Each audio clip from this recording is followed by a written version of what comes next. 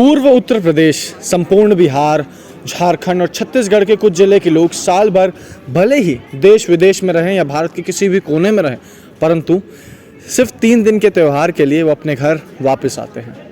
जी हाँ, हम बात कर रहे हैं उत्तर प्रदेश, बिहार, कह सकते हैं पूरे भारत के सबसे बड़े महापर्व छठ के बारे में।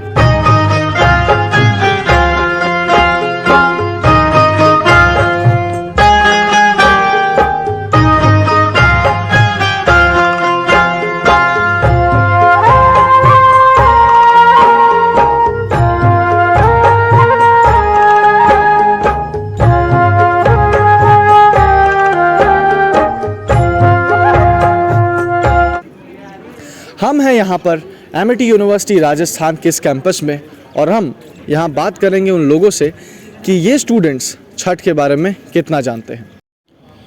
आइए, यहाँ पे हमारे साथ कुछ स्टूडेंट्स हैं, उनसे हम बात करेंगे छठ महापर्व के बारे में। एक्सक्यूज़ मी भैया, नमस्कार। हम आकाश पांडे, आपका नाम? दिव्यांग कुमार। दिव्यांग कुमार, कहाँ से हैं आप? बिहार से। अरे बाप रे बाप, मतलब ऐसा है कि सीन कि हम वॉक्स पॉप करने निकले और सबसे पहले हमें जो हमारा टीम मिल गए, हमारे मित्र मिल गए, बिहार से ही मिल गए। आप कहाँ से हैं भैया? भरतपुर राजस्थान से। आप सब राजस्थान से हैं? मैं उत्तराखंड से। आप उत्तराखंड से हैं। चलिए, सबसे पहले ये मिले हैं। अच्छा, आप में से छठ के बारे में आप लोग जानते हैं? जी नहीं, ज़्यादा नहीं जानते। क्या होता है छठ? सुना ही है, छठ एक फेस्टिवल होता है बिहार में, बहुत बढ़िया तरीके से मनाया जाता है। व्रत रखा जाता है। व्रत रखा जाता है। कितने दिन का व्रत रखा जाता होगा? जितना मतलब जी सुना था 2.5 दिन का। हाँ बिल्कुल, ये 2.5 दिन का व्रत रखने वाला शायद भारत का सबसे बड़ा एक ऐसा पर्व है जिसके अंदर औरतें 2.5 दिन तक फास्ट रखती हैं। तो हम अच्छे से जानेंगे छठ के बारे में हमारे दिव्यांग भैया से।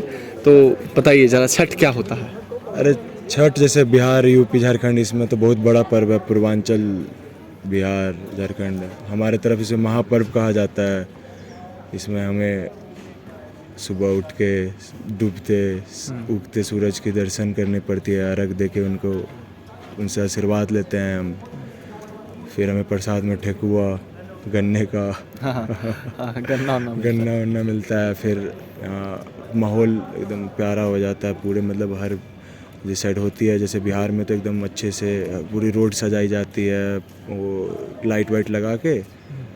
तो आप सुबह सुबह जाओगे, उस टाइम जो लास्ट अपना अर्घ होता है सुबह वाला, शाम वाला अर्घ तो अपना स्टार्ट होता है जब सूरज डूबने वाला होता है, 4 से 5 के बीच में हो जाती है वो, और सुबह भी उसी टाइम पे। उस टाइम थोड़ी थोड़ी ठंडी रहती है, उसमें औरतें मर्द ये तो सारे कर सकते हैं, ऐसा तो कुछ है ही नहीं। तो वो अंदर जाके नहाते हैं, ठंडे पानी से अर्घ देते हैं।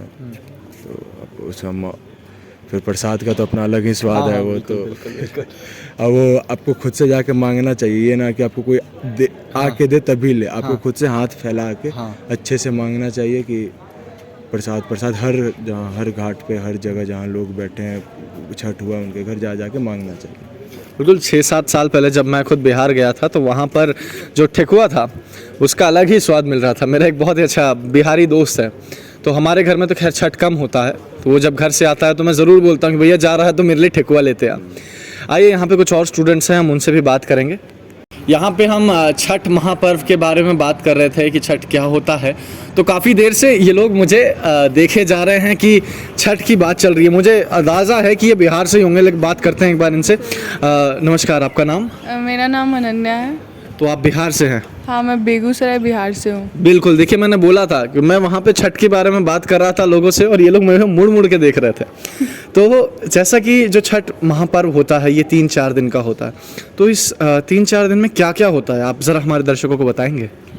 इस 3-4 दिन में सबसे शुरुआत के दिन में नहाय खाए का दिन होता है, जिसमें जो छठ का व्रत करती है वो गंगा स्नान सुबह करके आती है और फिर एक साफ़ सुथरे जगह पे चूल्हा जलाती है जिस पे चावल, चने की दाल, लौकी की सब्ज़ी, लौकी के पकौड़े ये सब बनते हैं और फिर उसका पूजा किया जाता है। फिर उसके बाद हम लोग प्रसाद के रूप में उसको ग्रहण करते हैं।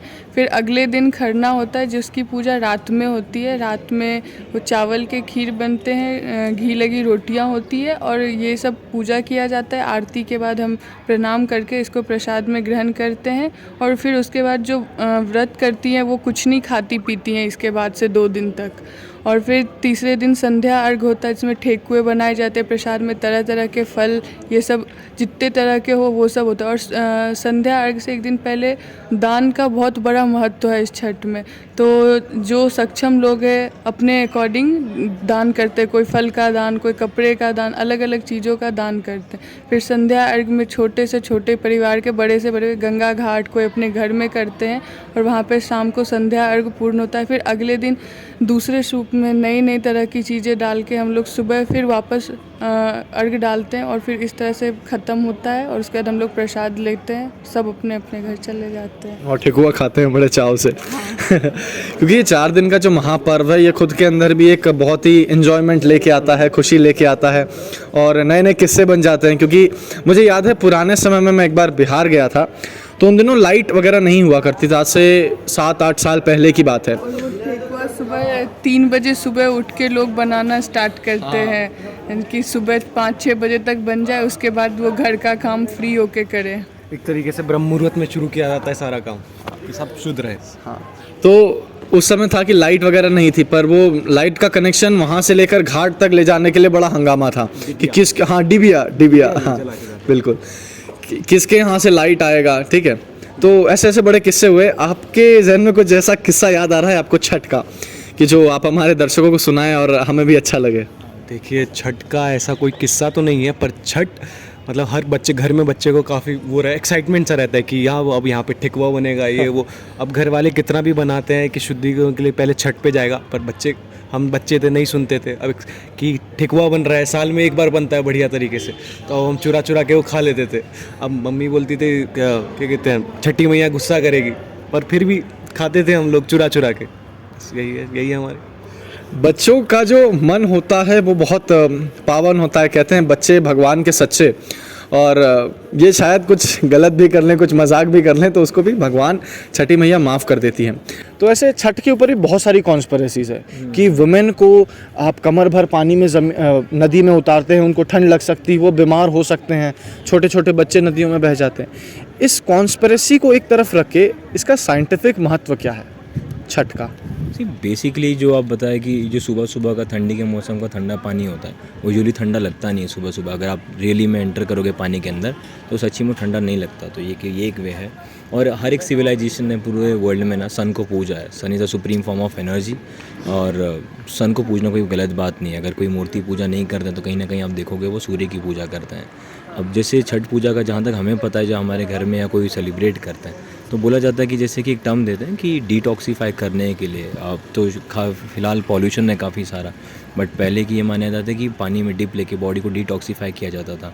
और सुबह के टाइम पे करते हैं जब पहली सनराइज़ आती है। तो बेसिकली बोल सकते हैं कि मुझे हिंदी में तो वर्ड नहीं आ रहा है, इंग्लिश में बोल सकते हैं जैसे कि अंदर के अंदर बॉडी के अंदर बायो इलेक्ट्रिसिटी क्रिएट करता है, एंड वो बायो इलेक्ट्रिसिटी बॉडी को आगे आने वाले ठंडी के लिए और एनर्जाइज करता है। तो बेसिकली इससे कॉल है सोलर एनर्जाइजेशन, कि सूर्य की मदद से बॉडी को हम एनर्जाइज करते हैं। तो एक साइंटिफिक वैल्यूज़ है छठ पूजा को मनाने के लिए, जहाँ तक मुझे अंदाज़ा है। कितना सही कितना गलत तो बाकी के और भी रिसर्च बता पाएंगे। बिल्कुल बिल्कुल, एक रिलेटिव इन्फॉर्मेशन के हिसाब से यहाँ इतना वैलिड है। ये स्पेसिफिकली आप घर पे ही मना सकते हैं या बाहर भी कहीं मना सकते हैं? देखिए, आप वहाँ पे जहाँ पे छठ वहाँ पे भी मना सकते हैं। अगर आपके पास तालाब है, काफ़ी लोग तालाब पर भी मनाते हैं। ज़रूरी नहीं है कि आपके आसपास रिवर है। बेसिकली इतना ही होता है कि उगते हुए सूरज को पूजना है। आपके आसपास तालाब है, आप वहाँ पे भी मना सकते हैं।